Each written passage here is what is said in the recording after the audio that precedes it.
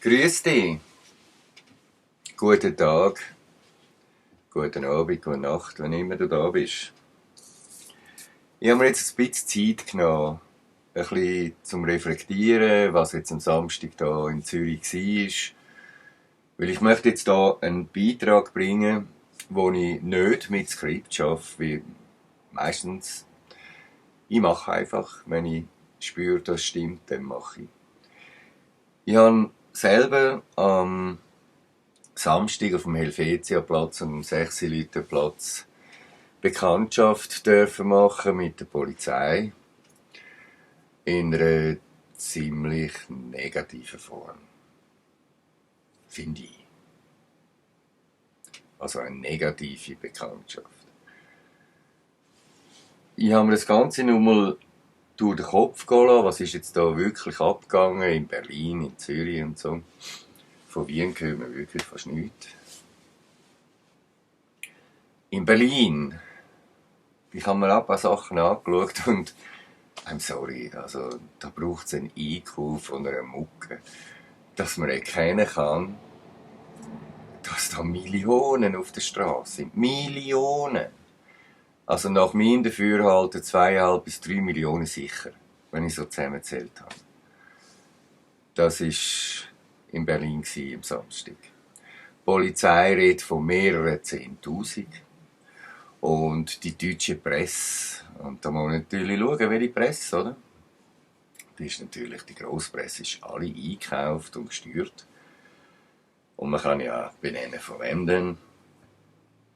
Die redet von 38'000. Veranstalter einen Wunsch von 22'500. Habe ich vernommen. Und das sind übertroffen worden. Das ist natürlich auch clever. Es sind Haufen Juristen da drin, oder? Und das ist schon übertroffen worden. Aber wenn du wirklich einmal das Ganze anschaust, das sind Millionen, die auf der Straße stehen. Allein in Berlin. Und es sind sehr viele, noch immer, heute am Montag, in der Stadt, die da nicht aufgeben wollen. Es ist sehr vieles schon aufgelöst worden, teilweise auch brutal. Und da finde ich, dass sollte jeder Polizist in meinen Augen Konsequenzen müssen daraus ziehen.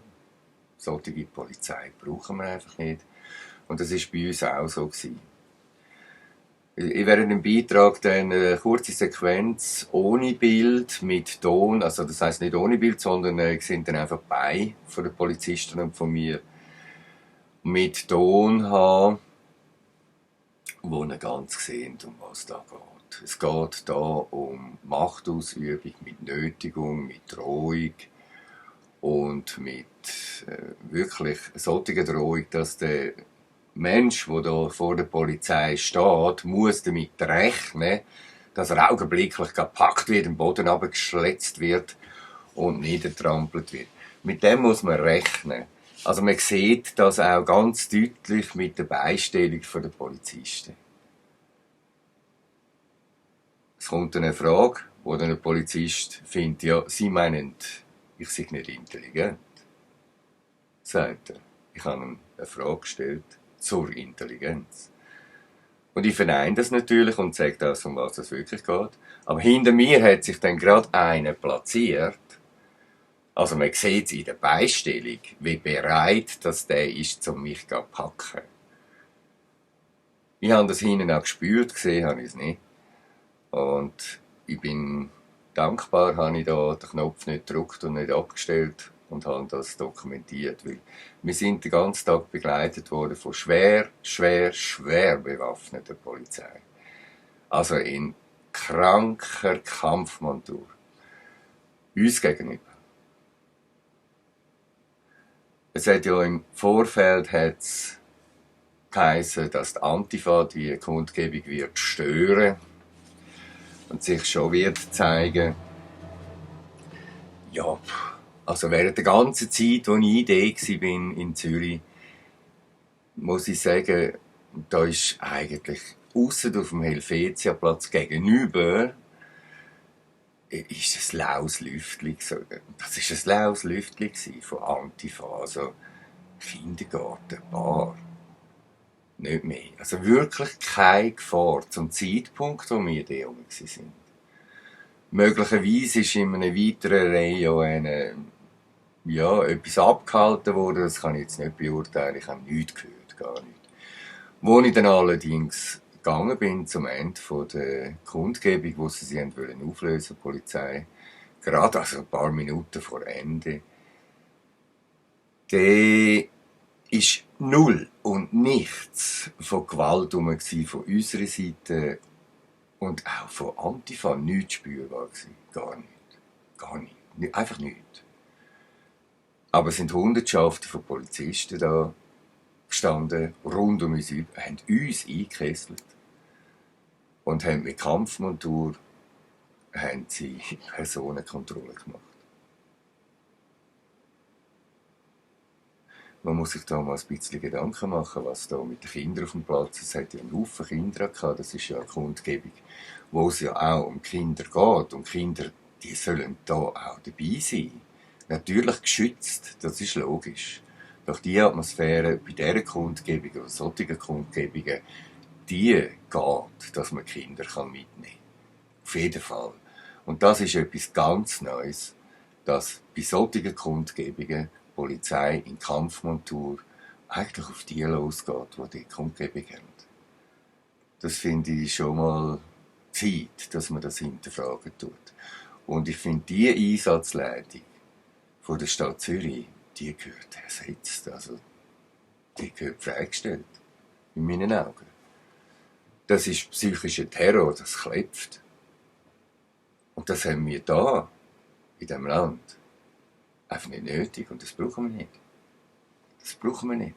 Wenn Gewalt da ist, dann muss es, das ist eine Pflicht von der Polizei, dann muss es einen Schutz geben von der Polizei. Bei uns war aber keine Gewalt da gewesen. Und sie kommen so bedrohlich, ich meine, für all die Kinder ist das ein Erleben, das später wieder raufkommt. Und das prägt dann auch das Bild von der Polizei, das müssen sie auch wissen. Oder sie kommen in Kampfmontur, schwer bewaffnet mit Gewehr, Gummischott, Gewehr und etc.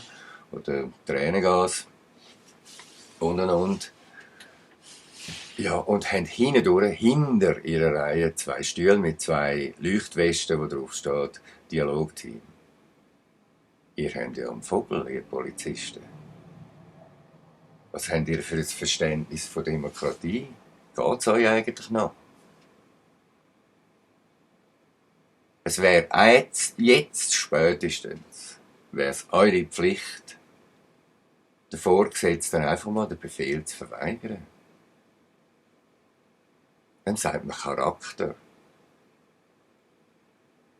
Wenn man einsteht für das, was soll sein.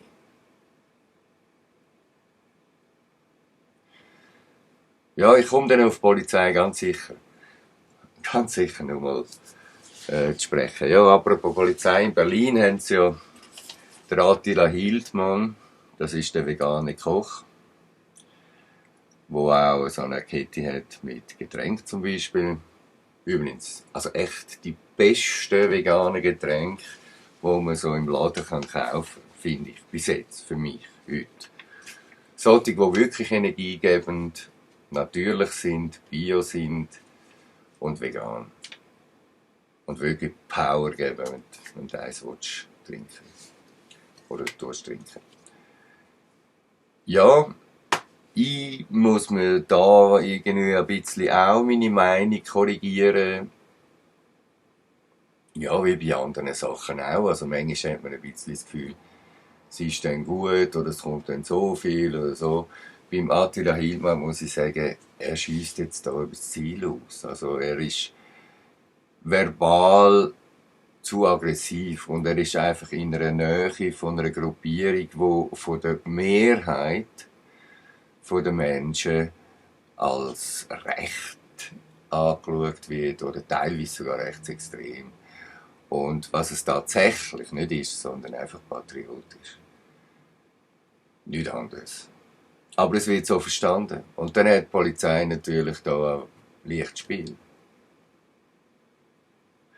Weil umsonst heissen ja nicht Politiker. Das gibt sich dann alles in der Zeit, oder? Das muss teilweise nicht einmal geplant werden, das passiert einfach so. Und sonst heissen Politiker vom Land Berlin nicht unbedingt Geisel. Sie nehmen die Bevölkerung und die Menschen als Geisel. Und so haben wir es genau gleich hier bei uns in der Schweiz. Ah ja, eben, Attila Hildmann, ihn haben sie reingenommen. Ob er jetzt wieder draußen ist, habe ich im Moment keine Ahnung, das habe ich echt nicht nachschauen. Ich habe auch nicht so viel Zeit gehabt. Schliesslich hat mein Sohn gestern Geburtstag gehabt. Und da konnte ich auch daran arbeiten, das ist doch klar. Da in der Schweiz ist das genauso. Wir sind auch Geisel von einem Bundesrat, der kriminell arbeitet. Und das mögen jetzt ein Haufen noch nicht verstehen, dass ich jetzt da kriminell sage und vielleicht gerade abstellen wollen. Ich werde es erklären. Also das heisst nicht, ich werde es erklären. Das wird nicht ich machen. Das wird jemand ganz anders machen. Wenn ihr nach diesem Beitrag zum Beispiel die Rede hören vom Robert Francis Jr., also Kennedy Jr. Er war in Berlin und hatte eine Rede gehabt. Ja, wie seine Vorfahren. Es geht darum, um Freiheit. Ich bin ein Berliner. Na, bis Bär können wir auch mitmachen. Wir sind zwar kein Berner, aber wenn es um das geht, können wir es auch so sagen. Ich bin ein Berner. Könnten wir, oder? Wir sind da, in diesem Land, auch in Geiselhaft. Durch ein Grüppli Leute, die da mit dem WEF zusammen ein Teil durchzieht, wo es um nichts anderes geht, als unser ganzes System in ein maoistisches, stalinistisches System umzubauen, in einen Faschismus, nicht in einen Kommunismus. Es ist ein Faschismus. Mit künstlicher Intelligenz gesteuert. Oder kontrolliert. Und dass man das alles kann durchschauen, braucht es natürlich ein bisschen Zeit und man muss sich reingeben, man muss zuerst einmal Zeug anhören, die man eigentlich gar nicht hören will oder lesen. Da muss man über den Schatten springen, das muss man wirklich machen. Und dann kann man abwägen, jeder Mensch für sich selber. Es sind in dieberichterstatter.ch genug Beiträge drin, dass jeder Mensch kann selber aufwachen und sieht, was da in dieser Welt gegenwärtig läuft. Es ist unfassbar für die meisten Menschen, vor allem für die Menschen, die immer daran geglaubt haben, ja, unser Bundesrat, der schaut uns gut. Nein, eben nicht. Der ist nicht für uns da, sondern für ein System, das sich jetzt durchsetzen will. Und das System, mit diesen gekauften Leuten, das beschreibt der Robert Kennedy. Und in einer Rede, die wirklich in meinen Augen historisch ist. Weil das wird in den Geschichtsbüchern später stehen. Ganz sicher. Und wir sind in der gleichen Situation. Jedes Land da ist in der gleichen Situation eigentlich. Und jedes Land hat natürlich andere Grundvoraussetzungen. Und man kann natürlich in Deutschland diktatorischer tun, wenn man schon aus so einem Regime kommt, oder? Und bei uns liegt das noch nicht ganz so drin. Nur darum haben wir ein bisschen mehr Freiheiten als zum Beispiel deutsche Menschen. Nur darum. Weil wir freie Menschen sind. Und das sollten wir uns immer und jeden Tag bewusst sein. Und vor allem in dieser Zeit. Ich bitte euch, gebt den Beitrag. Ich weiss, er geht lang. Aber macht euren Freunden, euren Menschen im Mittelfeld klar, es braucht jetzt einfach die Zeit für jeden Mensch, dass er sich anhockt und die Sachen anlässt und selber anfängt zu denken. Das braucht es jetzt. Gebt den Beitrag weiter. Gebt auch andere Beiträge weiter. Macht das. Wenn euch Menschen, freie Menschen, etwas wert sind und ihr euch selber auch etwas wert sind, dann machen das. Und vor allem, wenn ihr Eltern sind, wollt ihr später auch euren Kindern noch in die Augen schauen, oder? Und für das steht man an, für die Kinder. Weil um unsere Kinder geht es schlussendlich. Wir sind erst die, wo man kann sagen, spielt ja nicht mehr so eine Rolle. Aber unsere Kinder haben das ganze Leben vor uns, vor sich, mit uns auch, was wir noch mitgeben können. Und da möchte ich nicht der sein, der nicht mehr gerade in die Augen schauen kann. Nein, der möchte ich nicht sein. Ganz sicher nicht. Also herzlich willkommen in diesem Beitrag. Es geht jetzt dann gerade los mit einem kleinen Schweif durch einen Tunnel durch von einem Parkhaus, wo wir in Zürich angekommen sind. Danke für dein Interesse und danke, dass du mithilfst, die Informationen zu verbreiten, dass Menschen selber denken können.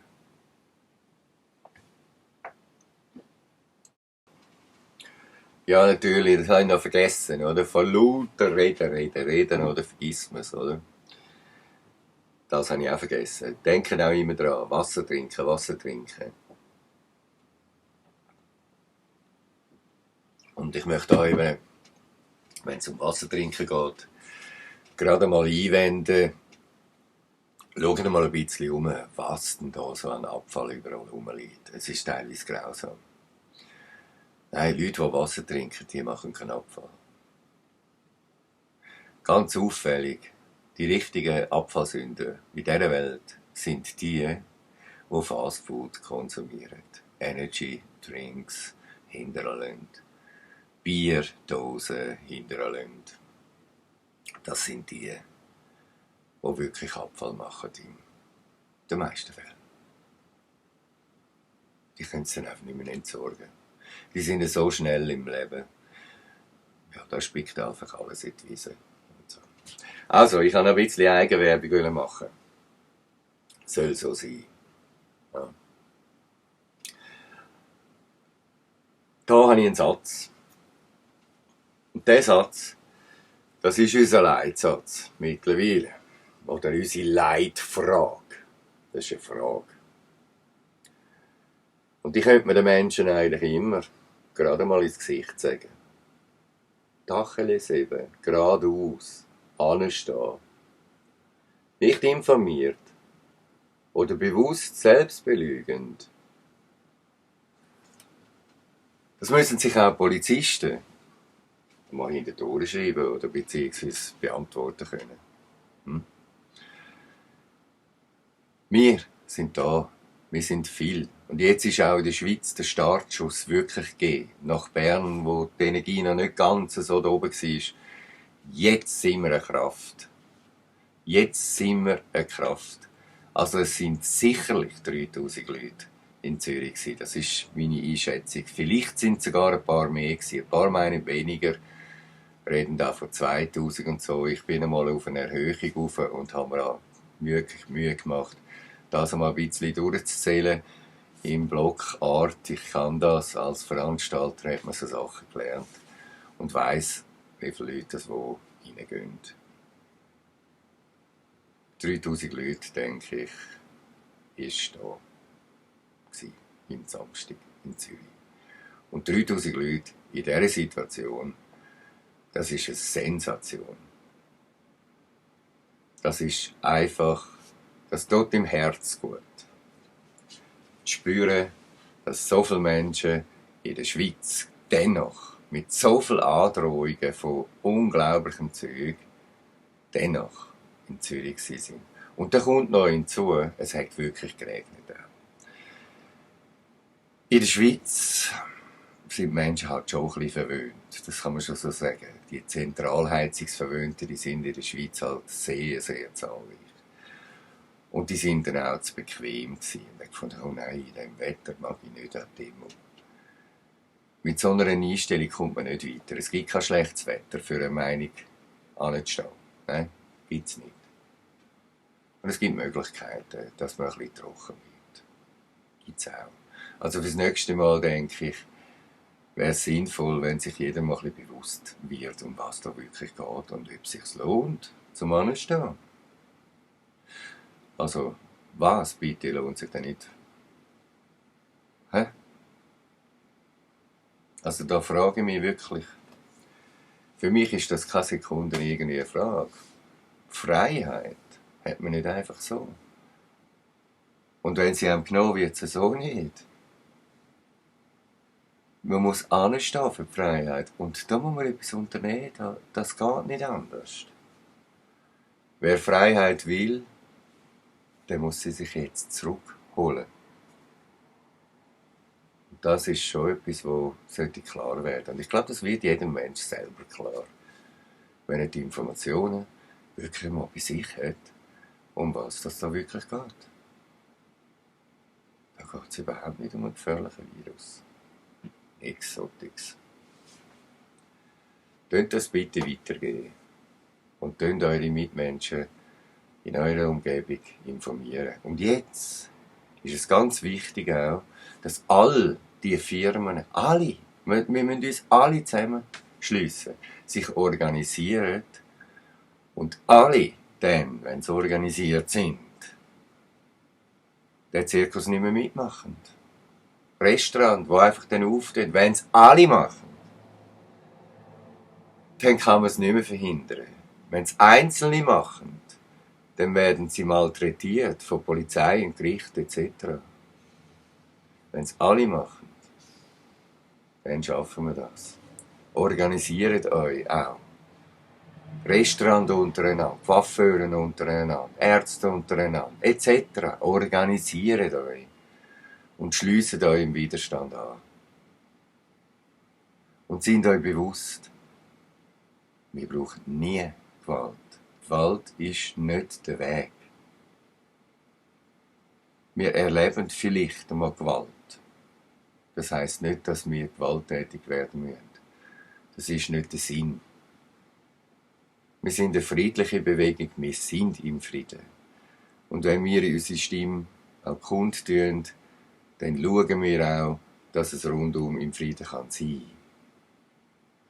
Doch das, was heute, oder ja, heute auch, heute ist und am Samstag stattgefunden hat mit der Polizei, das ist unter aller Würde.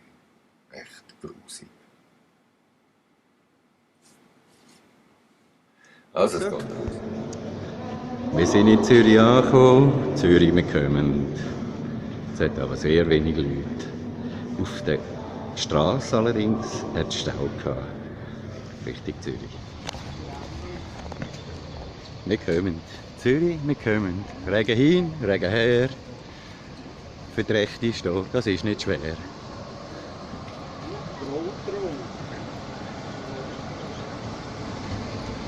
Schaut mal, ganz am Anfang, schon so viele Leute.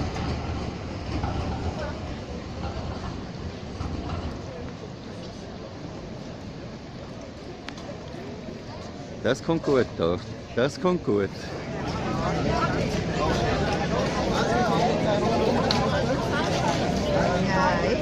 Danke.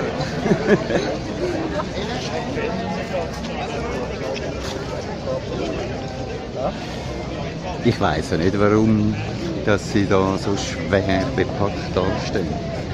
Wir sind die aufrufen, für friedlich dastehen. Wir wollen keine Gewalt und wir wollen auch Polizisten, die nicht gewaltig sind. Nur schon, dass die Leute anschauen können. Es provoziert sicher viele, wenn Polizisten so dastehen. Ja, es bleibt einfach gut daran zu denken, dass sie vielleicht die Antifanten Jetzt kommen noch mal eine. da nicht mehr auf den Platz lassen.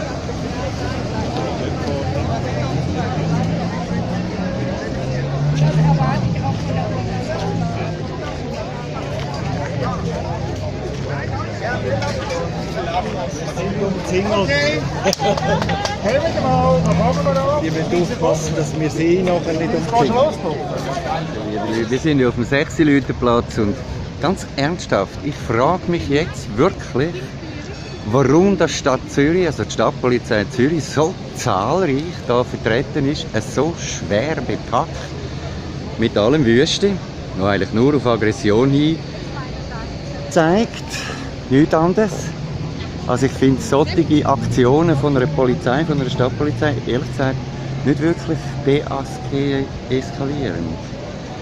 Können wir mal schauen, wie viel das für so wenig Leute auf dem Platz sind. Können wir da vorne schauen, wie viele Busse das da sind.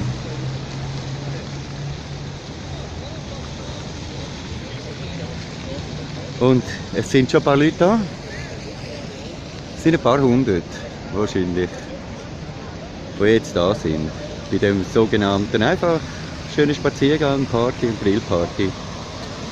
Und da hat so viele Polizisten, so schwer bepackte, die da so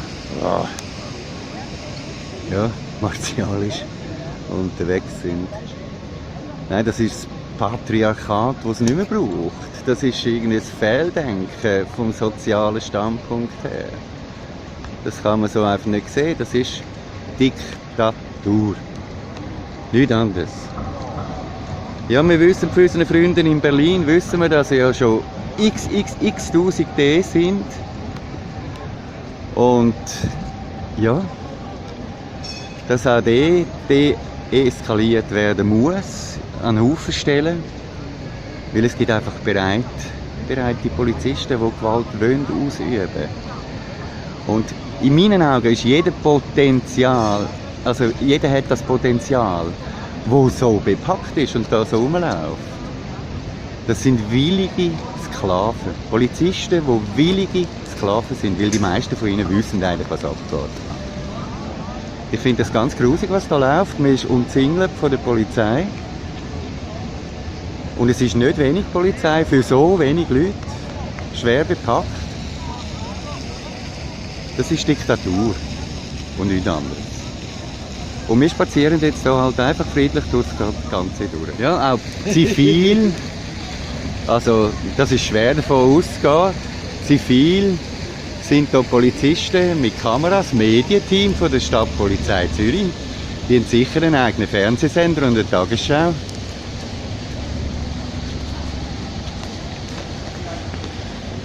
Also die müssen wir jetzt sagen, das ist schon Polizei, glaube ich. Ich glaube es auch. Das ist nicht Presse, sonst wären sie angeschrieben. Das ist ganz sicher werden dort ein bisschen alle aufnehmen.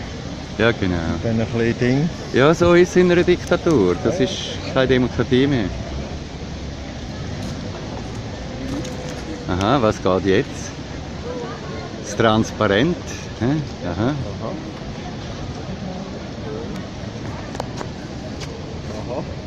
Das haben sie nicht gern. Ja, da haben wir jetzt ein bisschen Tramverkehr, wir müssen noch schnell warten, aber wir werden gerade übergehen und schauen, was hier los ist.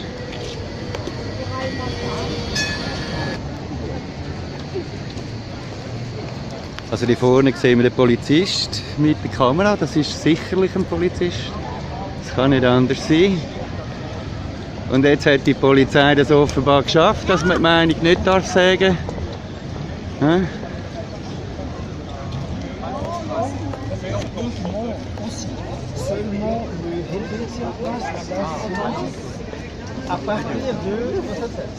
Also für mich ist es mittlerweile offensichtlich, die Stadtpolizei Zürich will offensichtlich da nicht, dass irgendetwas stattfindet, dass Leute sich da befinden, irgendwelche Täfel aufgehoben werden. Es ist für mich, ist das jetzt wirklich eine krasse Bande, wirklich extrem gross, von diktatorischen Sklaven. Sorry, liebe Polizisten, das müsst ihr jetzt einfach mal wissen. Und warum sind ihr da so schwer bepackt? Mit allerlei gefährlichem Zeug, oder? Das geht einfach gar nicht. Das könnt ihr doch einfach nicht machen. Und nur, dass ihr es wisst, auf der Verpackung von eurer Maske steht drauf, schützt nicht vor Covid-19. Das müsst ihr mal lesen, steht auf der Verpackung. Die Polizeikontrollen sind jetzt im Gang. Wir bitten alle Personen, den Sechsleuteplatz unverzüglich zu verlassen. Ansonsten müssen sie mit einer Personenkontrolle und Wegweisung rechnen.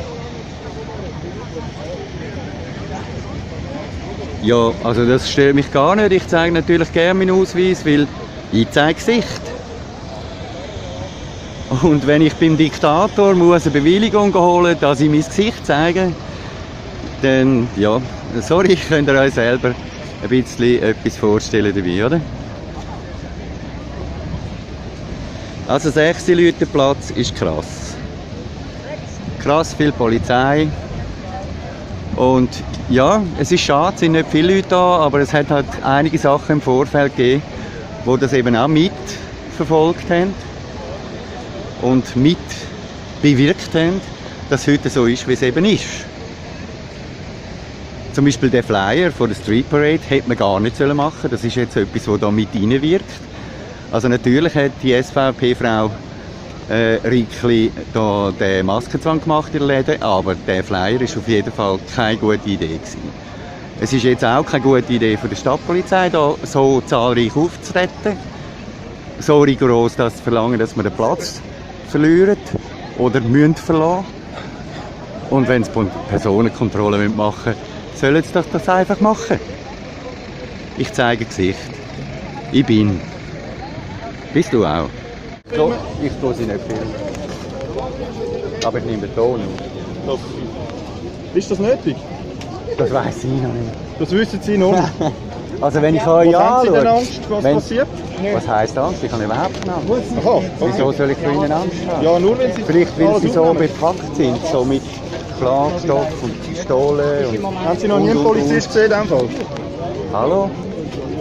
Also, darf ich einen Ausweis sehen von Ihnen, Ja, dann können wir natürlich. Personenkontrolle machen.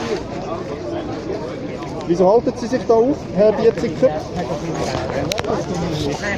Entschuldigung, müssen Sie nicht sagen. Wenn Sie da etwas konsumieren, dann ist alles klar. Das weiss ich. Nein, das wissen Sie noch nicht. Keine Ahnung, ich meine, was... Sie sind nicht zufälligerweise wegen der Kundgebung da, wo nicht bewilligt ist. bin ich da anzeigen. Aber Sie sind ein bisschen näher bei mir. Natürlich. Dürfen Sie so näher sein? Wenn wir Sie an der Uhr fragen, ich bin mit das kannst du nicht zeigen. Okay. Und würde ich auch mal fragen, wo Ihre Mami zeigen? Der Patrick? Ja. Ja, okay. Wir wollen jetzt keine politische Diskussion. Vor Covid-19. Nein, das ist eine Intelligenzfrage. Also sagen Sie, dass Sie nicht intelligent sind? Nein, das ist... Nein, das passiert ja so lang. Wenn Sie freiwillig die Örtlichkeit verlassen oder wenn Sie da Was passiert, wenn er auch mitkommt? Können Sie wegweisen, aber Sie dürfen auf Kreis 1 bis morgen um 5 Uhr nicht mehr betreten und sonst gibt es Schutz, wenn Sie gegen das verstoßen. Ist das gut für Sie, wenn Sie bleiben oder wenn Sie gehen? Das werden Sie jetzt nicht sehen, ich will meinen Ausweis zurück. Nein, zuerst mal wissen, wie Sie sich entscheiden. Das geht gar nicht.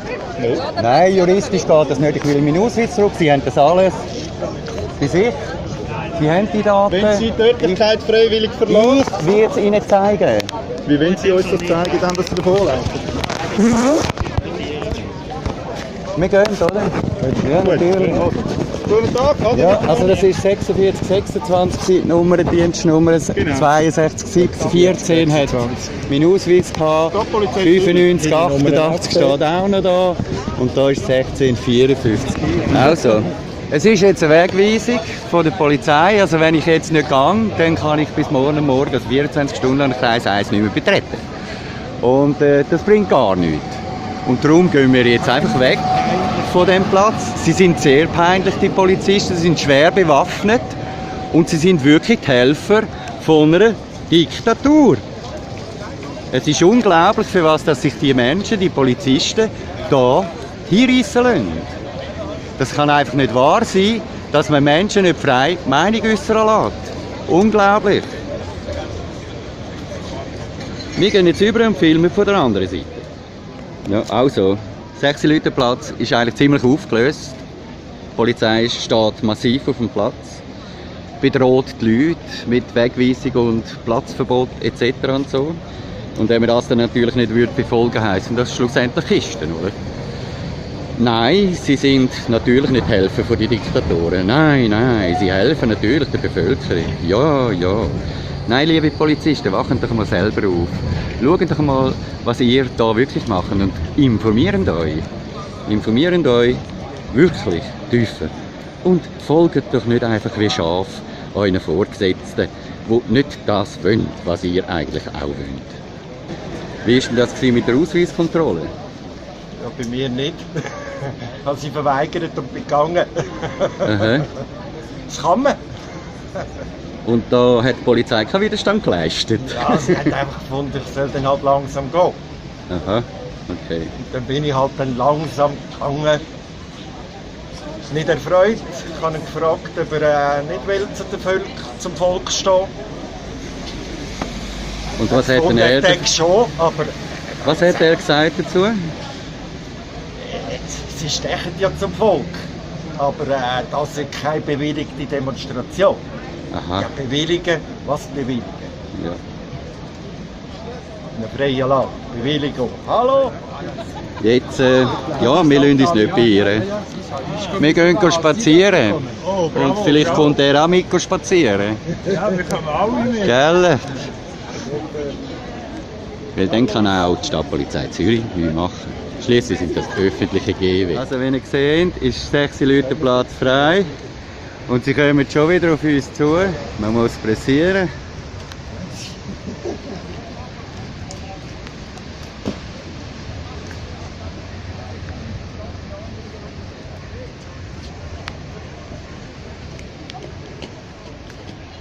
Ja. Selbstbestimmung.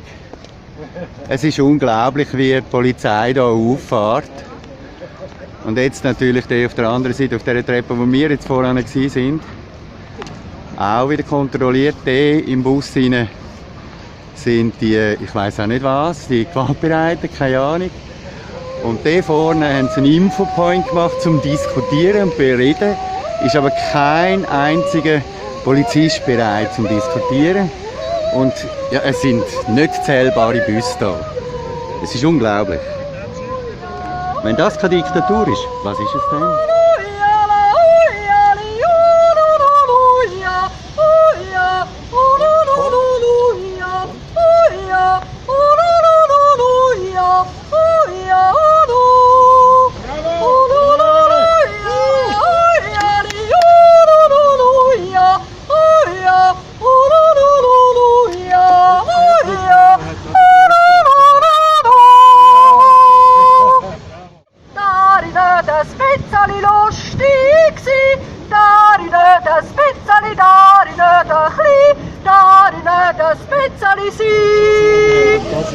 Wir machen jetzt so einen Spaziergang und wir sind nur noch ganz, ganz wenige Leute. Also wirklich wenige.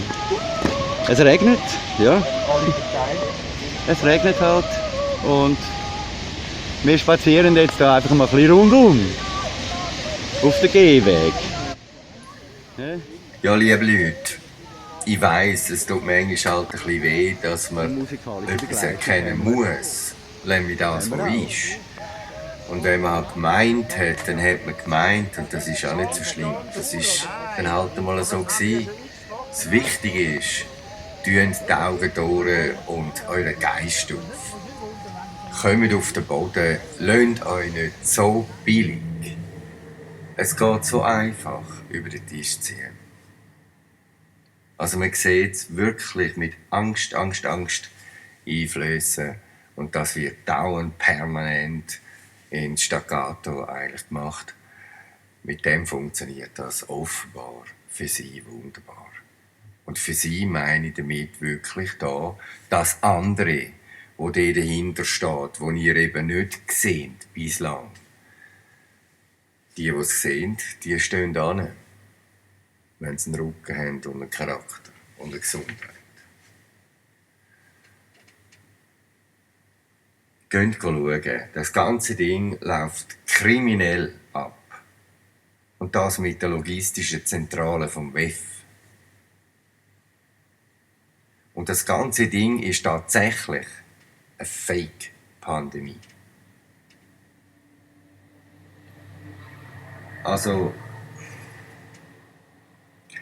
die Fake-Pandemie, die hat eigentlich nur eins im Sinn, den Leuten mit Angst das reinzuprügeln, dass so etwas Gefährliches da ist, dass man im Hintergrund alles einrichten kann, was dann dazu dient. Und das ist jetzt schon ein Haufen passiert.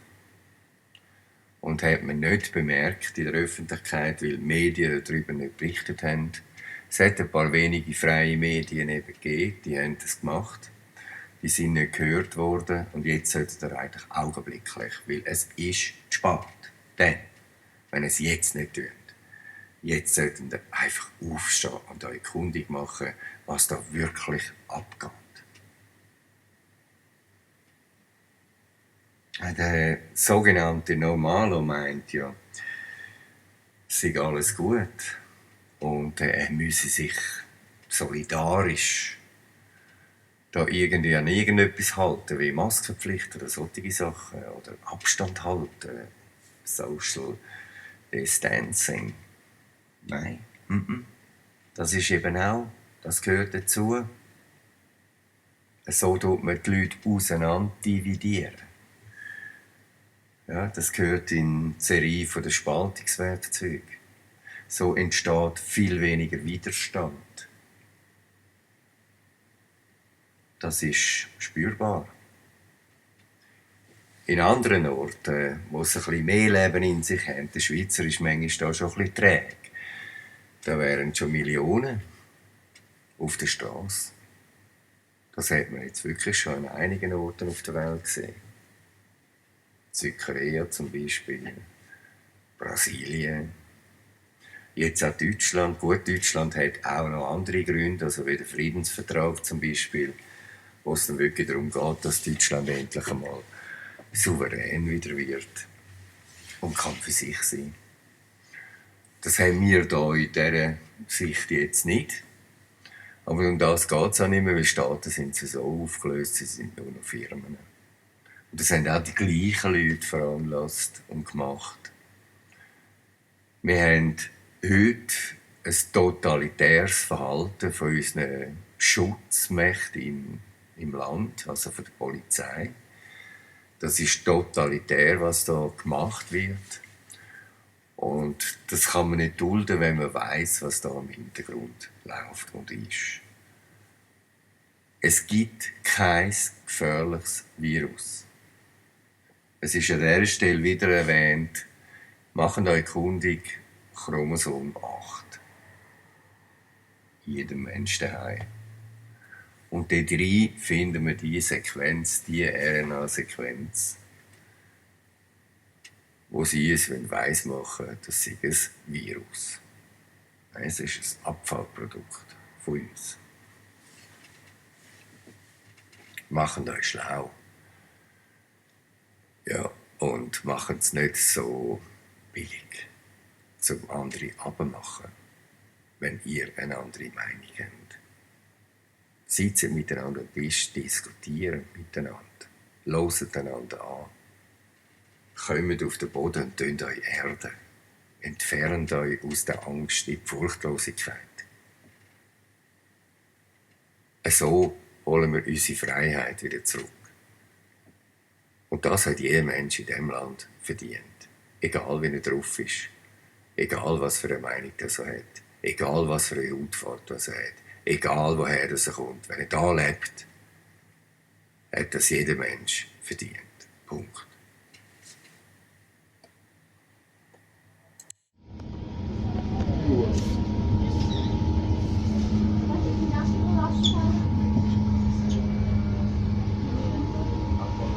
Helvetiaplatz angekommen.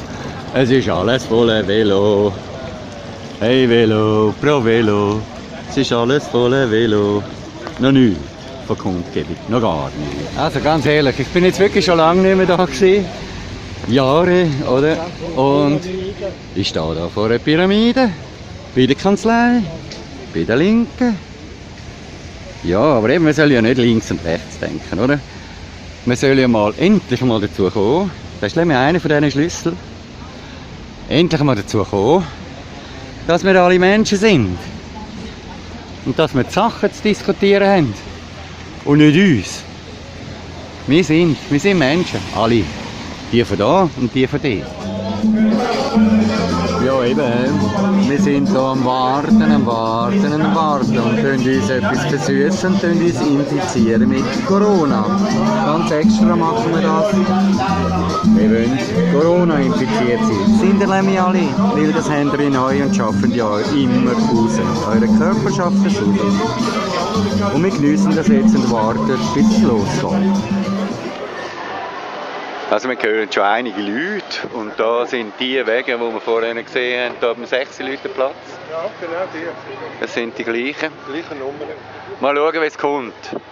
Gutes Gefühl, ich glaube, der Helvetia-Platz wird voll. Wir werden es gleich. Also nochmal. Es ist wirklich bedinglich, dass Menschen erfahren, um was es da wirklich geht. Und ich glaube, einer der besten Tipps, die wir jetzt zur Zeit geben können für Menschen, die einfach nicht sehen, was da geht, ist, hört euch die Rede an von Robert Francis Kennedy Jr. Hört euch die an. Es ist genau das, was gesagt wird, zum Beispiel von mir und von XX anderen, wo man einfach nicht will hören, wo wir seit dem Februar schon sagen, was läuft. Und einige von uns sind schon seit Jahren da dran, an dem ganzen Käse. Hafenkäse ist es, eben. Sehr ein unförderlicher, lebensfeindlicher Hafenkäse. Eine riesige Kontrollsucht haben die Psychopathen, die hier im Hintergrund stehen. Und es ist tatsächlich so, dass SWEF die logistische Zentrale ist von dem ganzen Zeug, was da jetzt in der praktisch ganzen Welt eingerichtet haben. Und natürlich sind Organisationen wie WHO oder Weltbank und UNO da dabei und Labors. Die werden gefüttert. Also das ist eines der besten Beispiele dieser Zeit, wo man sehen kann, wie Menschen gekauft werden. Das ist jetzt ein bisschen komisch. Die kommen jetzt zu uns, schwer bewaffnet, mit Gewehr. Also nicht wirklich lustig. Ich hoffe, die sind wirklich dazu da oder dafür da, um uns da zu beschützen. Das wäre ihre Aufgabe. Ja, ich habe vorher gemeint, es sind ein bisschen mehr Leute, aber ich glaube so etwa 3000 haben wir da.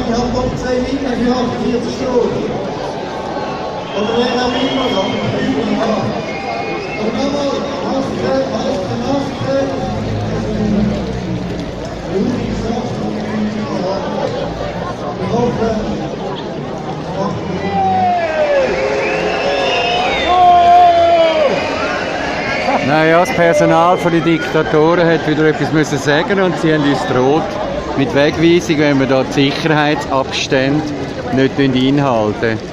Also, ich würde mal sagen, wenn jemand Masken hat, in einem Viererabteil, mit 4 Masken, dann sind es ganz gefährliche Leute, weil sie Bakterienschleuder sind und da redet niemand davon. Ja, machen euch selber Gedanken.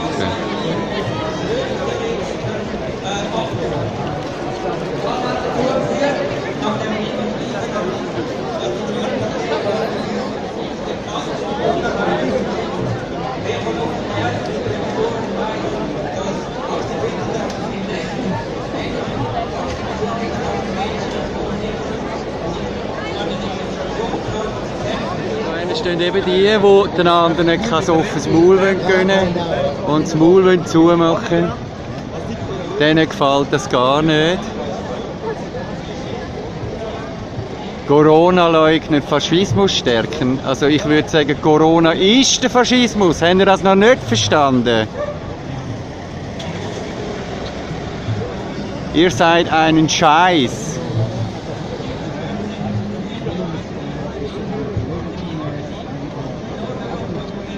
Das haben sie geschrieben, nicht ich gesagt. Ja, da hinten stehen sie eben. Und uns hat man gesagt, wir müssen jetzt hier Sicherheitsabstand auf dem Platz einhalten. Das geht gar nicht. Also es sind über 3000 Leute da, das bin ich überzeugt. Und das geht nicht, dass man da einen Sicherheitsabstand kann haben, wie sie das erfordern wollen. Das ist nicht möglich. Gar nicht. Und sie drohen jetzt mit Wegweisung. Mal schauen, was da geht. Ja, da, liebe Leute in diesem Land, wenn ihr das Land wirklich gerne habt, dann schaut den Hut an und macht keinen Kniefall vor dem Hut. Das ist eine ganz, ganz gute Symbolik. Weil die passt jetzt wirklich zu der Situation. Das ganze Volk macht den Kniefall Und da stehen die Leute, die sich nicht beugen lassen. Und die wissen,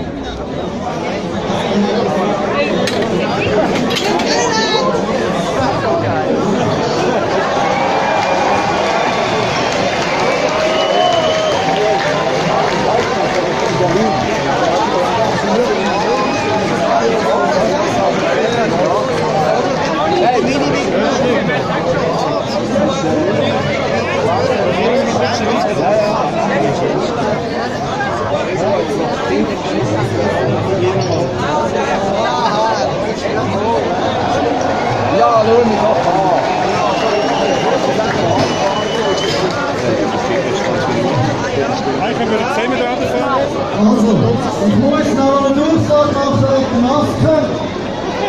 Ich habe noch ein Telefon bekommen.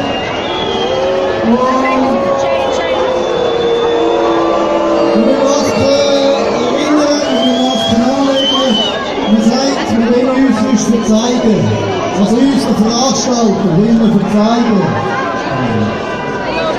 also wir haben keine Maskenpflicht in der Schweiz, nur dass Sie es wissen, juristisch abgesegnet. Das mit dem Verzeigen ist eine Bedrohung, eine Nötigung. Die Veranstaltung soll doch Zeitwerk kommen. Okay, mit Oberschwellen haben wir schon 2012 Mitte gestanden. Wir haben eine Epidemie gesetzt. Ja, da haben Sie wissen, was das rauskommt. Das ist so eng, wir können nicht ganz führen. Maske, die wollen es am Test haben und keinen anlegen, das am Test kann man auch später nachliefern.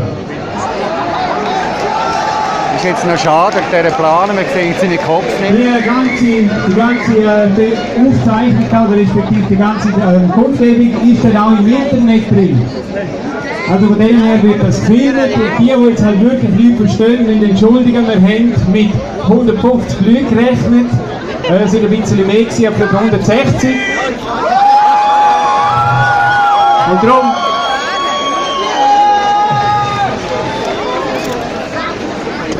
Hebt es wieder ab. Und darum sind wir halt ein bisschen unterdimensioniert. Aber wichtig ist die Stimmung und die finde ich sehr gut und da müssen wir drauf aufbauen.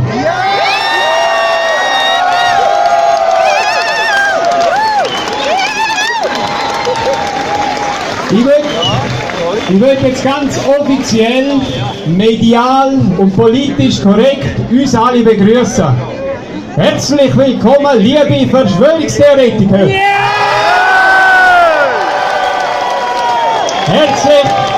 Herzlich willkommen, liebe Esoteriker! Herzlich willkommen, liebe Links-, Rechts-, Mitte-, Ober-, ohne Extremitisten! Aber in Wahrheit, herzlich willkommen, liebe freiheitsliebende und selbstständige, selbsthandelnde Schweizerinnen und Schweizer.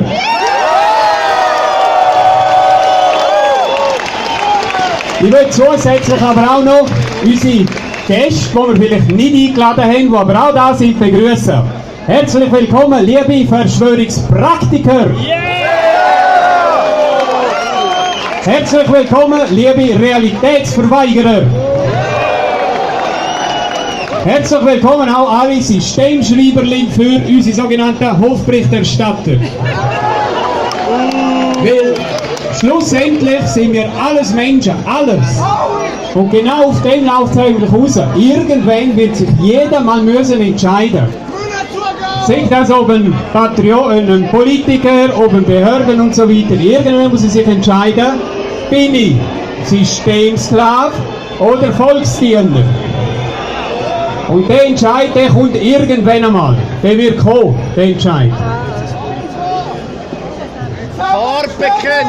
Die tödlichste Rede, die ich von Daniel E. gehört habe. Darum fragen wir uns natürlich, klar, warum sind wir alle hier? Um etwas gegen irgendetwas zu demonstrieren? Nein. Um irgendwie Gewalt auszuleben? Nein, sondern wir sind ganz einfach da, um unsere Freiheit und unsere Selbstbestimmung wieder zurückzuholen. Wir wollen nur das verteidigen, was uns auch weggenommen worden ist, und zwar ungerechtfertigt. Unsere Grundrechte, die beschnitten worden sind wegen einem Virus. Wäre der Virus die Ursache für eine Krankheit, dann gäbe es keinen Menschen. Weil der Virus älter ist als jeder Mensch. Von dem her ist es völliger Blödsinn, wenn irgendjemand Angst hat. Viele Menschen haben leider ihre Maske nicht nur vor dem Mund, sondern eben auch vor den Augen. Wir dürfen in dem Staat krank werden auf alle erdenklichen Arten. Wir dürfen, weiss ich was, rauchen, saufen, im Büro heuckeln und Chips, also wenn die Nahrungsumstellung aussieht, Bombschiss von links nach rechts. Wir dürfen alles machen, aber wehe, man nimmt seine Gesundheit in die eigenen Hände. Man sagt Nein zu Medikamenten, man sagt Nein zu Vorsorgeuntersuchungen, man sagt Nein zu Impfungen. Was passiert? Man wird von irgendjemandem von oben runter oder vielleicht auch von unten rauf, je nachdem wie man es anschaut, gemassregelt. Und von dem haben wir, denke ich mal, alle die Schnauze voll.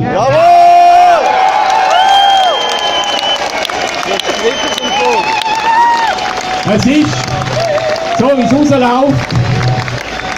es rausläuft, sieht es nach einem zweiten Lockdown aus.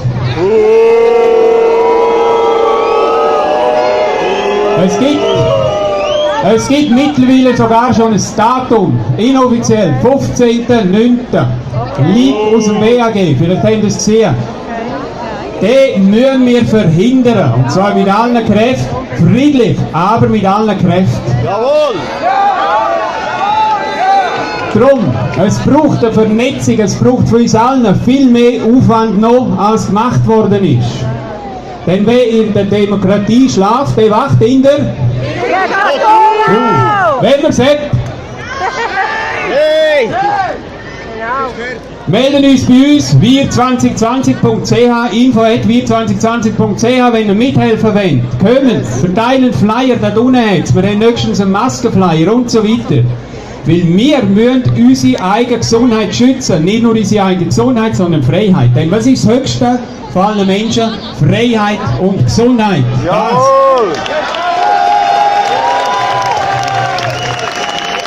Informieren und so weiter. Und vielleicht sollten wir mal vor allem die Männer in den Hühnerstall schicken. Denn anscheinend gibt es dort Eier.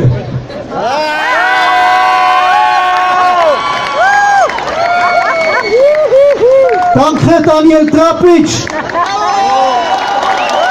Leitung für diesen Anlass.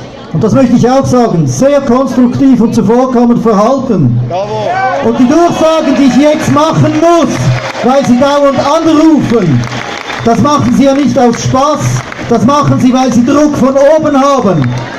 Unsere blöde Kantonsregierung hat die Maske in den Läden beschlossen vor 3 Tagen und jetzt geben Sie Druck auf die Polizei.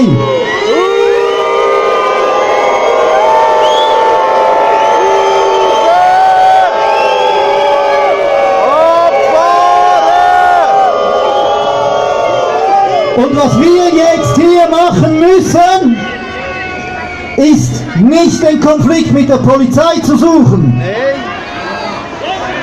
Weil eigentlich hoffe ich doch, dass wenigstens einige von Ihnen auf unserer Seite sind. Und ich möchte, dass es mehr werden und nicht weniger. Sie machen ihren Job. Und falls die Antifa einfährt und uns verprügeln wollte, würden sie uns schützen.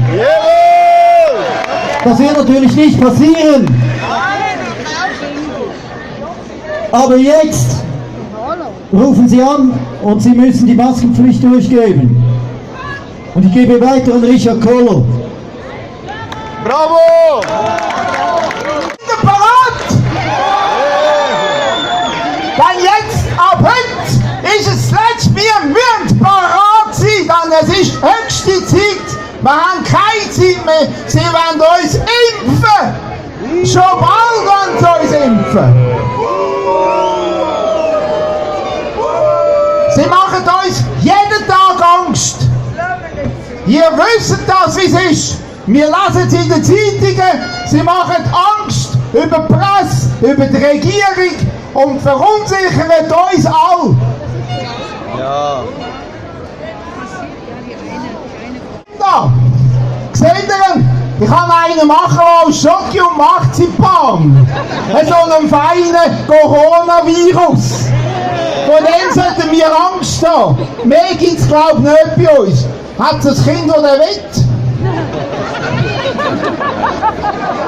Du bist doch kein Kind. Wisst ihr? Das ist ganz wichtig.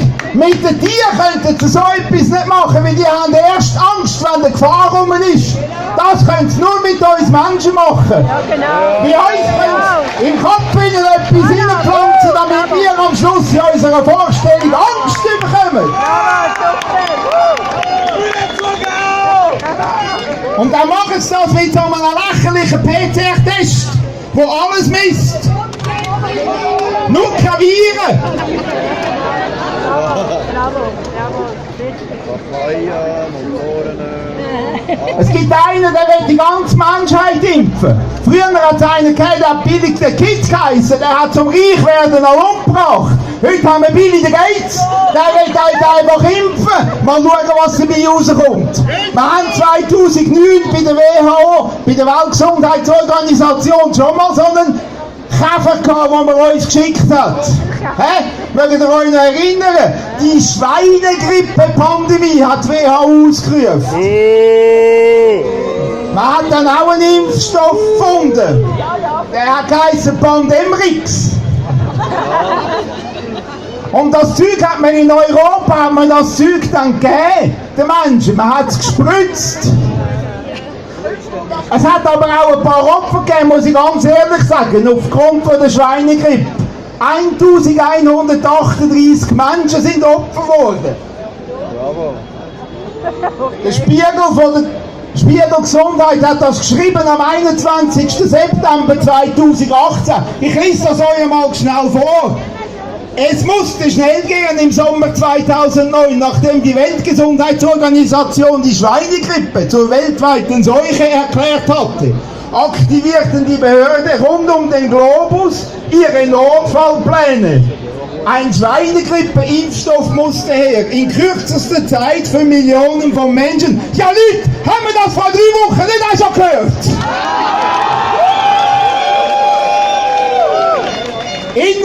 Zitat weiter, innerhalb von einem Jahr wurden 1138 schwere Nebenerkrankungen dokumentiert.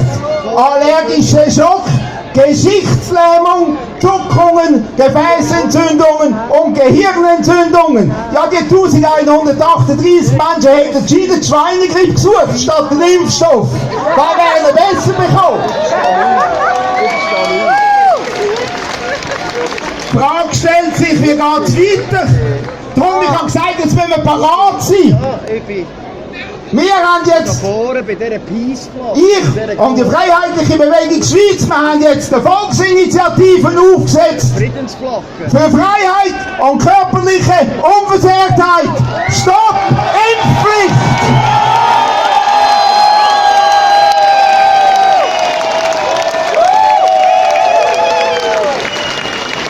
Man kann nicht aufgrund von einer Übersterblichkeit jetzt die Massnahmen machen und uns impfen. Zürich hat immer noch 20% wenig Tote gegenüber dem 2019. Hey. Ich möchte es noch einmal sagen in den Worten von Marco Riva. Ich weiss nicht, was kommt in Zukunft, aber ich weiss eins. Wir lassen uns von niemandem impfen. Kein Politiker, kein Pharmalobby. Niemand druckt euch die Impfung in Körperwille. Wir sind freie Menschen. Wir haben das Recht, selber zu bestimmen. Und das muss so bleiben. Wir wären die dümmste Generation, wenn wir das Recht für unsere Kinder und Kindeskinder aufgeben würden. Bravo! Einverstanden? Sind ihr parat? Ja!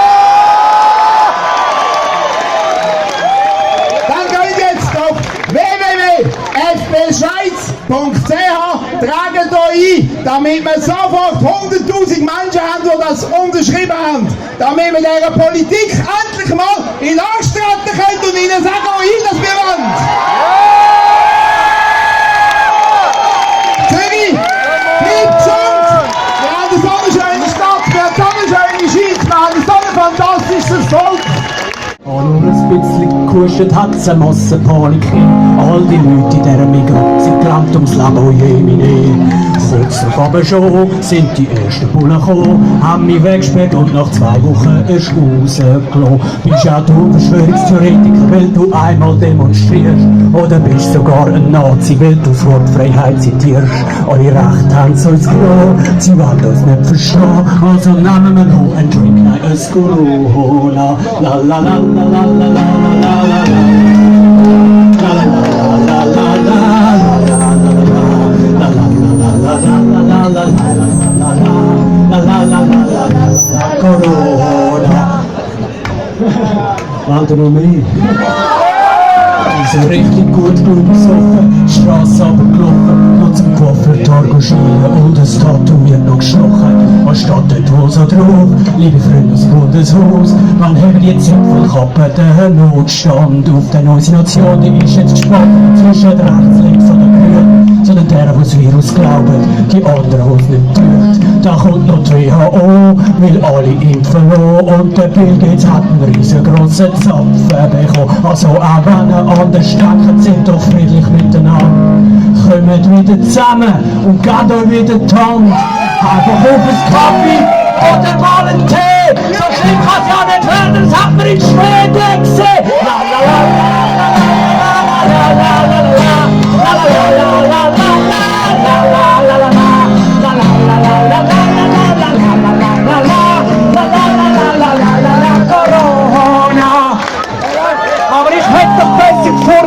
anstatt gehustet wie ein Ross. Dazu haben sie noch keine Studie, der Drosten und der Koch. Aber es hätte nicht sollen sein, weil jetzt ist es vorbei. Wegen dem Lied kommt schon die nächste Inhaftierung. Etwas will ich auch sagen. Dann habe ich wie verrückt einen Unternehmerkollegen gesucht. Weil es braucht ja Mut. Und da habe ich extreme Energie aufgewendet, einen Kollegen zu finden. Aber alle Kollegen haben abgesagt. Ja, ich habe eine kleine Firma mit meinem Geschäftspartner zusammen. Wir beschäftigen 300 Mitarbeiter. Ich muss aber sagen, wir sind vom Lockdown nicht betroffen gewesen. Aber ich bin persönlich extrem betroffen. Und vorher hat es etwas geheissen, von wegen Lockdown.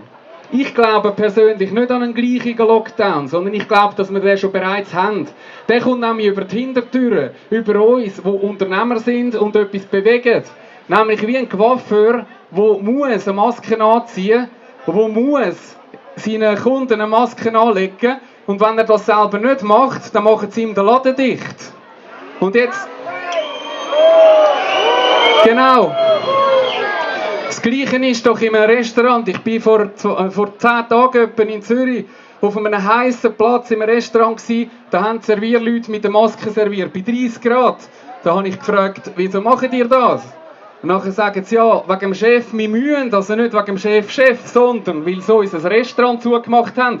Jetzt, was hat der Chef für eine Variante? Der kann nur mitspielen oder seine Läden zumachen. Weil wenn ein Mitarbeiter von ihm einen sogenannten PCR-positiven Test hat, dann fragen sie ihn aus, mit wem hast du zusammen geschafft, wer hast du gesehen, was ist gelaufen und was passiert dann? Dann ist der Koch, die Serviertochter und sein Gemüseschnetzler in der Quarantäne. Und im Homeoffice kochen bringt extrem wenig. Also was macht er? Er macht mit bei dem Scheiß. Und da müssen wir irgendwie aufpassen, dass der Lockdown nicht über die Hintertür kommt.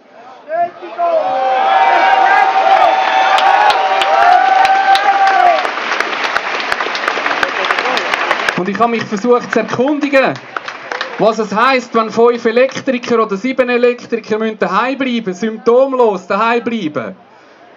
Später kann man vielleicht einmal gerichtlich gegen das vorgehen, aber vielleicht ist dann für den Elektriker schon bereits zu spät. Weil er kommt vielleicht, habe ich gehört, sagen, 80% vom Lohn über. Aber er braucht 100% von den Einnahmen. Weil er muss ja Lichtmittel kaufen, er muss seine Miete zahlen. Und da ist der Lohn nur ein kleiner Anteil davon. Und darum gegen das muss man ankämpfen. Auch Veranstaltungen. Denkt dran, man muss jetzt in Clubs irgendwelche Apps oder QR-Code abschiessen und sich hinterlegen.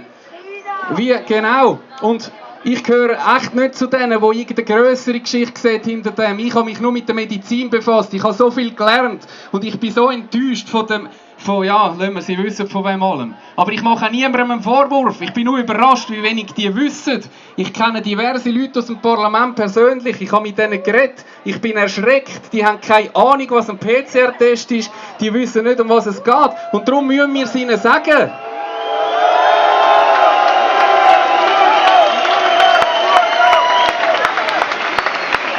Und darum sind wir einfach friedlich und sagen es ihnen immer wieder und stoßen an. Ich hätte genau an. Sagen, spinnst du da reden?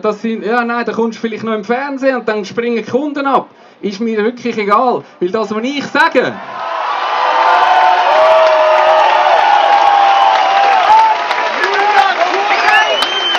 Das, was ich sage, stehe ich einfach zu jedem Wort, das ich sage. Und ich bin nicht gegen den Regierungsrat, das ist ein Kollegium. Da hat es vielleicht 1, 2 Schisshasen dabei und die anderen müssen anstehen, die können den Koffer auch nicht einfach packen. Also haben wir auch Verständnis für die, haben wir auch Verständnis für die Entscheid. Aber versuchen wir mit Wissen, wo wir mehr haben als die, glauben Sie mir, die zu überzeugen und dann werden wir es vielleicht schaffen.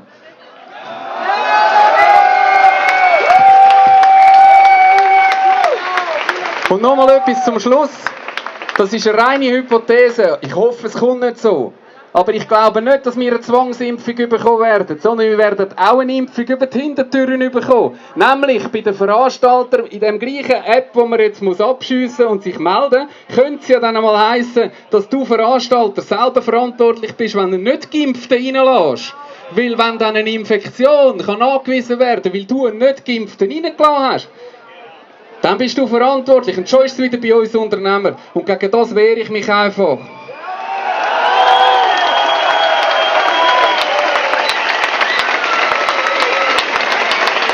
Gut, und der Patrick hat es gesagt, ich persönlich bin schon immer ein Freund von der Schweiz, ich bin ein Freund auch von unserer Regierung, ich habe auch viele von denen gewählt, und ich jetzt total enttäuscht bin, aber ich habe Bücher geschickt, die Bundesräte können nicht sagen, sie wissen es nicht. Ich habe das Viruswarnbuch vom Köhnlein, habe ich allen 7 Bundesräten persönlich mit einem Brief geschickt, und zwar im April schon.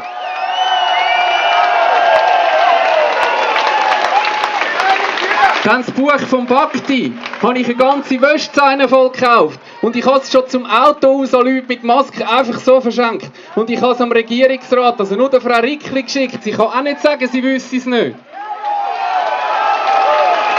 So, und jetzt wünsche ich euch noch allen einen wunderschönen Abend und denkt dran, kein Bauernruf gegen die Polizei, sondern nur gegen die Regierung. Das wäre mein Anliegen. Bleiben wir friedlich. Tschüss zusammen.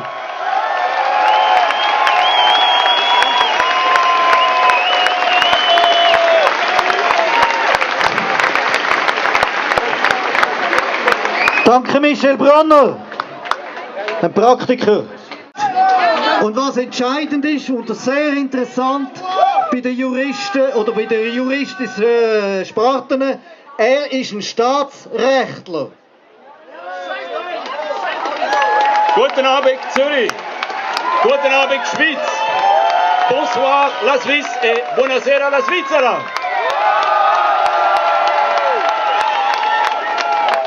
Danke herzlich, dass ihr alle hierher gekommen sind.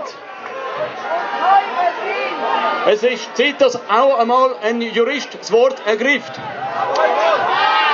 Ich habe vor 23 Jahren in Bern das Anwaltsberuf gemacht und abgeschlossen mit einem Eid auf die Verfassung und auf die verfassungsmäßigen Rechte. Darum brauche ich keine Erlaubnis, da zu sein. Es ist eine Verpflichtung, dass ich da bin.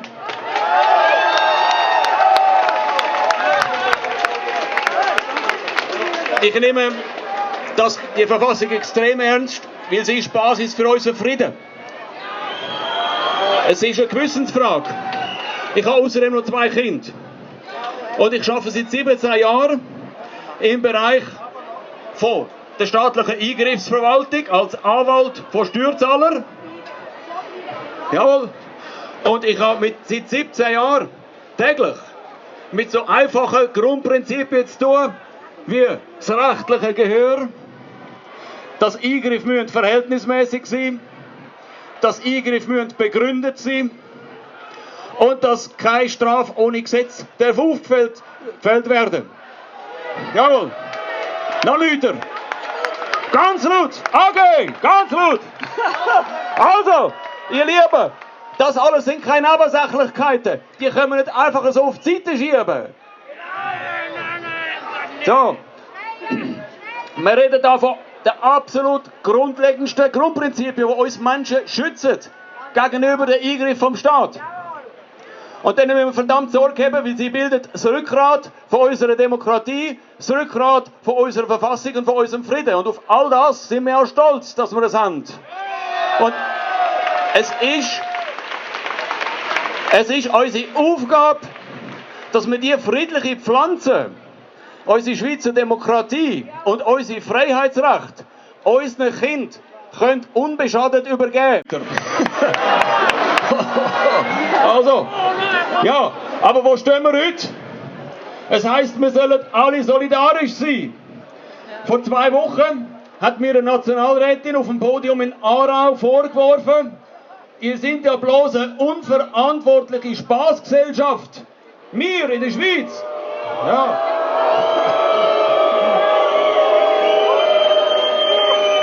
Sie hat mir vorgeworfen, wir in der Schweiz, wir sind solidarisch. Gestattet Sie, Frau Nationalrätin, dass ich ganz kurz auf das zurückkomme. Ich tue ganz kurz die Solidarität quantifizieren von den letzten paar Monaten, die gelebt worden ist, von allen, die da sind. Schauen Sie die Konkurse an, schauen Sie die Arbeitslosigkeit an, die aufgeht. Gehen Sie in die Gastrobranche mal reden, mit den Hoteliers.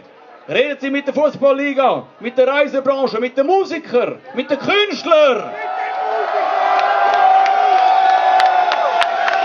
Ja, die sind Seele von unserem Land, die brauchen wir. Und da brechen die Existenzen zusammen, unverschuldet. Außerdem die alten und die kranken Menschen, die wegen der Massnahmen erst richtig krank geworden sind, weil sie nicht können behandelt werden.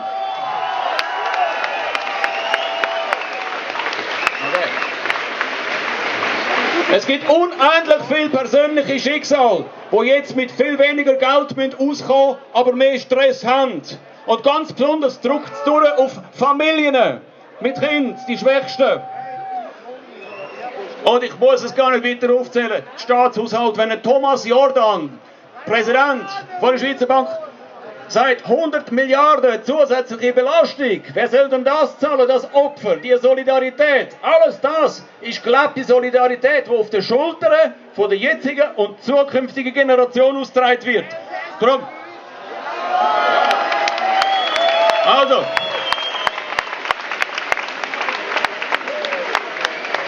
Und die höheren Steuern zahlen natürlich unsere Kinder. Ja, also darum. Uns muss man nichts erzählen von Solidarität. Man muss beherzigen, dass auf die bisherigen Opfer noch alle weiteren Massnahmen oben drauf kommen. Und da muss man sich als Jurist einklinken.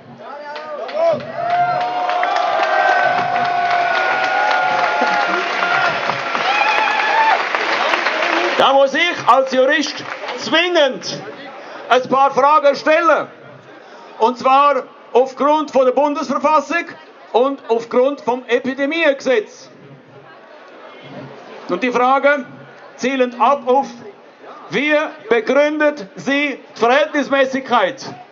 Warum ist es zwingend notwendig, weiterhin all die Maßnahmen aufrechtzuerhalten? Auf was stützen sie sich?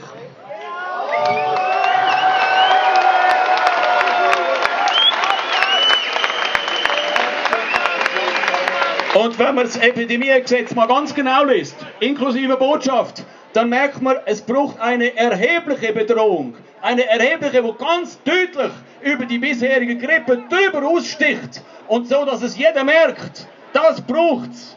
Und ich frage mich, wie tun wir die heute messen? Wie stellen wir sie fest? Aha, mit dem PCR-Test. Mit dem PCR-Test.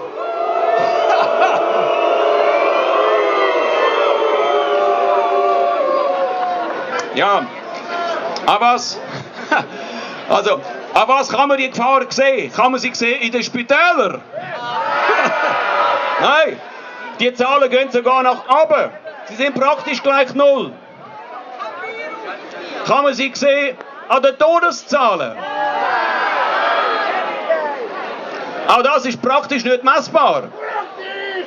Und das, wo man messen kann, besagt, mindestens 97% von allen Menschen haben eine Vorerkrankung gehabt, sind deutlich über 80 gewesen. Und wenn man bei der Grippe geht schauen, dann sind die sogar weniger alt gewesen als 80 und haben weniger als eine Vorerkrankung gehabt. Das ist zu berücksichtigen, die Relation. Und ja, es geht um Relationen, es geht ums Einordnen. Und trotzdem, geschätzte Anwesende von der Presse, wir lesen bei euch tagtäglich Alarm, Alarm, die Fallzahlen steigen. Was sind das für Fallzahlen? Fake News, Fake News, Fake News! Was ganz genau sagen die aus?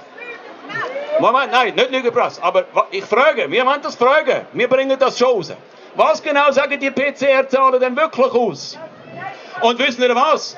Die Antwort ist vor 2 Wochen gerade direkt vom Marcel Tanner selber gekommen. Er hat nämlich auf dem Podium, hat er wörtlich gesagt, ein PCR-Test bringt keine klinische Diagnose. Es ist also sicher falsch, dass ein positiver Test eine Krankheit oder eine klinische Diagnose bringt. Und wir alle... Ja. Ja, er hat ehrlich gesagt, das ist eine wichtige Tatsache. Und wir alle wissen, sogar auf der Homepage von Swissmedic steht in dem Merkblatt, der Nachweis der Nukleinsäure gibt jedoch keinen Rückschluss auf das Vorhandensein eines infektiösen Erregers.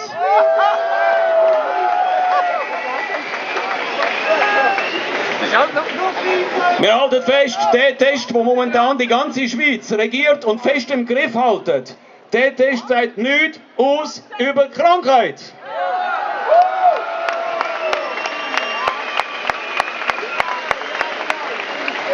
Geschätzte Anwesende von der Presse, kommen bitte nachher zu mir. Aber ich möchte euch erklären, dass... Sehr gut.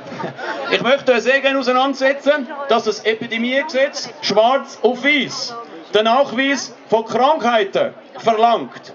Und zwar von erheblichen Krankheiten. Das steht jetzt ziemlich deutlich drin. Und man kann nicht mit nichtssagenden Tests das substituieren. Bravo! Bravo!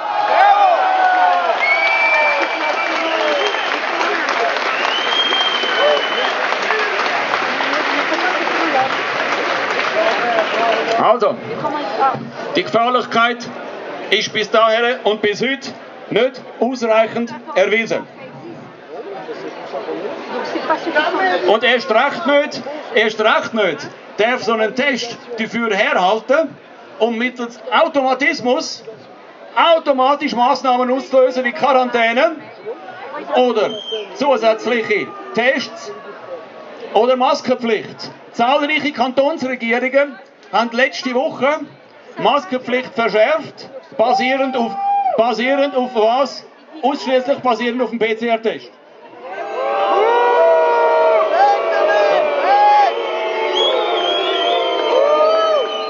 Ja, das geht einfach 9 Monate nach dem Auftreten von dem Phänomen Covid-19 geht das nicht mehr. Der Test, das war ein Notfallkit gewesen. Ein Mittel, ein Notbehelf der ersten Stunde. Das hat man über Nacht aus dem Boden gestampft, um mal einen ersten Anhaltspunkt zu haben, mit was haben wir es zu tun. Das war okay gewesen im Januar, aber es ist nicht mehr okay heute. Bravo!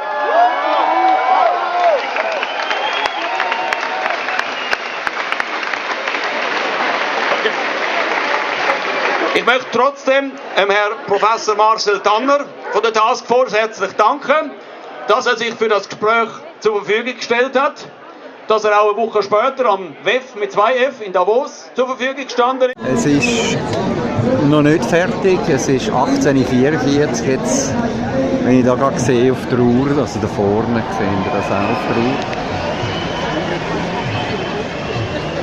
Und die Polizei ist da bereits am Aufschreiben und will das scheinbar auflösen, Leute wegweisen. Man hat hier Juristen auf der Bühne, die haben ganz klar gesagt, um was das geht. Die Polizei folgt hier immer noch weiter. Also die Polizei tut eigentlich gar nicht Gesetze befolgen, wenn man es so will sehen. Weil die Gesetze werden ja nicht befolgt. Sie sind Handlanger von denen, die Gesetze brechen. Und sie sind sich dessen nicht bewusst.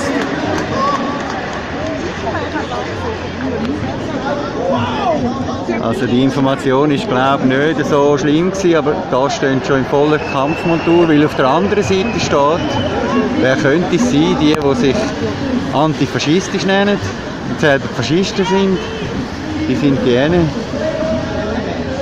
Und da ist jetzt einfach, das ist zu unserem Schutz, sind Polizisten da, dass da keiner überspringt und irgendeinen Seich macht.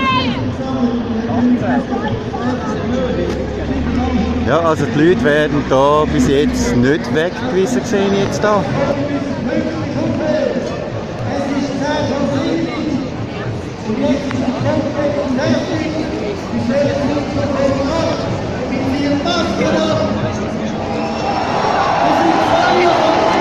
Man sieht, es sind schon nicht mehr so viele Leute da, weil es regnet eben. Die Schweizer Demonstranten sind eben ein bisschen verwöhnte Sofa-Demonstranten.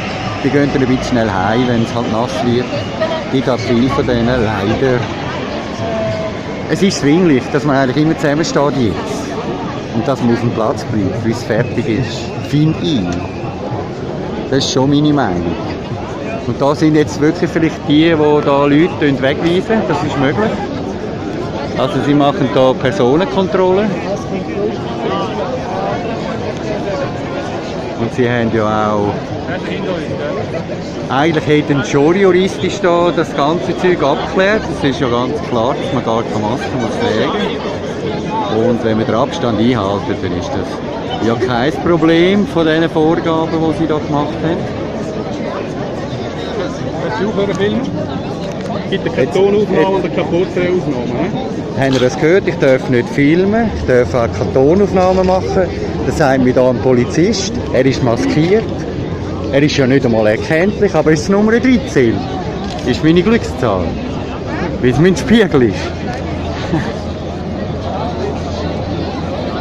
Er setzt ja nicht aggressiv. Aber jetzt sehe ich zum Beispiel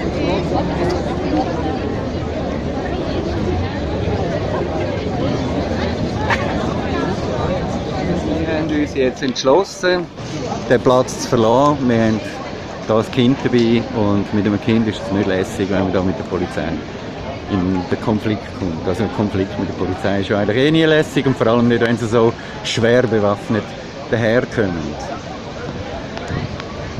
Ihr habt die Szene sicher mitbekommen voran von dem Polizist, das Nummer 13. Wir können dann herausfinden, wer denn das war, oder? Ist sehr, wie sagt man dem eigentlich? Amtsmissbrauch, was man da macht, oder? Er darf überhaupt nicht, aber gerade überhaupt nicht bei einer bewilligten Demo darf er da irgendwie finden, da gibt es keine Filmaufnahmen, keine Tonaufnahmen. Und vor allem, wenn sie maskiert sind, das geht gar nicht. Da überschätzt sich die Zürcher Polizei schon ein bisschen, denke ich. Ja, so ist das Leben. Ja, ich wollte sagen, ganz kurz auch, das ist bei mir jetzt im Durchschauen jetzt auf Berlin zum Beispiel auch so gewesen. Ich bin froh, ist die Schweizer Bewegung nicht so Love Parade-mässig drauf. Es hat zwar eben den Fehler gegeben, den da jemand gemacht hat, das Love Parade-Plakat zu klauen und zu missbrauchen, wirklich, ist ein Blödsinn gewesen. Unüberlegt für den 6-Leute-Platz. Das hat es ja im Vorfeld auch gegeben bei uns. Aber wir haben in unserer Bewegung wirklich keine Love Parade. Wir haben wirklich Leute, die auf die Sache hinweisen, zum Punkt kommen, um was es wirklich geht. Es gibt zwar eben den Hintergrundpunkt, wo sich noch gar niemand getraut, wirklich irgendwie auf der Bühne dann auch zu sagen, in seiner Regel. Das finde ich persönlich, also ich für mich, finde das falsch. Ich finde, wir müssen zum Punkt kommen. Wir müssen. Und das hat der Kennedy also wirklich schon sehr, sehr, sehr gut in seiner Rede gebracht. Und da wünschte ich mir, zum Beispiel in der Schweizer Bewegung im Widerstand, auch mehr Tacheles. Ein bisschen mehr Tacheles. Und was mich ein bisschen gestört hat, und das möchte ich bitte auch als konstruktive Kritik sehen, ist das Organisatorische mit der Technik. Das geht so nicht. Das ist in meinen Augen einfach überhaupt nicht gut. wenn eine rollende Bühne dann ein Lastwagenanhänger, der höher ist, viel höher ist. Kann auch ein Sattelzug sein, also eine rechte Bühne. Und dann bitte ein Soundsystem, das funktioniert bis hinten. Das heisst, man muss dann halt auch mehr Helfer haben und muss halt Lautsprecher haben, unterwegs auf dem Platz, nicht nur vorne an der Bühne. Vorne an der Bühne war für die Leute zu laut teilweise. Und hinten dran haben wir es nicht gehört. Das ist Gugus, das müssen wir ändern. Das ist wirklich dringlich. Ja, so viel zu der Kritik. Ich habe die Rede sehr gut gefunden. Ich konnte nicht alle direkt vorne aufnehmen. Das tut mir leid. Ich hatte auch meine körperlichen Geschichten und musste Pausen haben. Ist jetzt halt nicht gegangen und ich habe nicht ein Team zur Verfügung. Und mache das auch mit primitiven Mitteln, also mit Handy und mit einer ganz kleinen Kamera habe ich das zusammen geschnitten und zusammen gefilmt. Und ja, jeder macht, wenn er kann. Ist auch bei diesen Organisatoren so, oder? Und das haben sie jetzt können machen. Aber ich denke, für das Kommende muss das ganz wichtig im Auge behalten werden. Und das ist dringlich, dass das ändert. Es braucht eine Professionalität in der Organisation in dieser Hinsicht. Sonst bin ich mega begeistert. Das kann ich wirklich echt tief auch sagen. Es war wirklich gut gewesen. So viele gute, gesunde Leute auf dem Platz, die wirklich den Kopf noch beieinander haben und sich nicht beirren lassen und wirklich sich selber informieren und selber denken.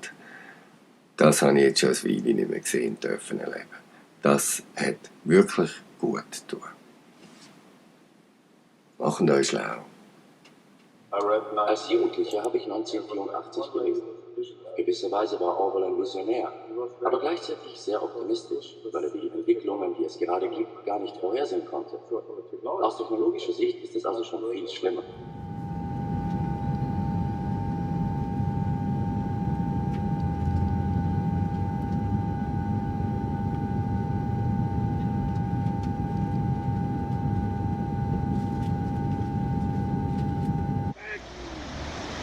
Also ich sehe hier einen Graureiher. Ein Graureiher hat ihre Symbolik, eigentlich Bedeutung. Du hast noch ein bisschen zu warten. Du musst noch ein bisschen warten. Musst noch ein bisschen warten. Oh, jetzt hat es einen Glitz, siehst du? Jetzt ist er wach und jetzt fliegt er davon. Und jetzt sagt er aber, du musst nicht lange warten. Er hat keinen grossen Flug gemacht. Man muss nur durchheben. Nicht aufgehen jetzt. Anstehen.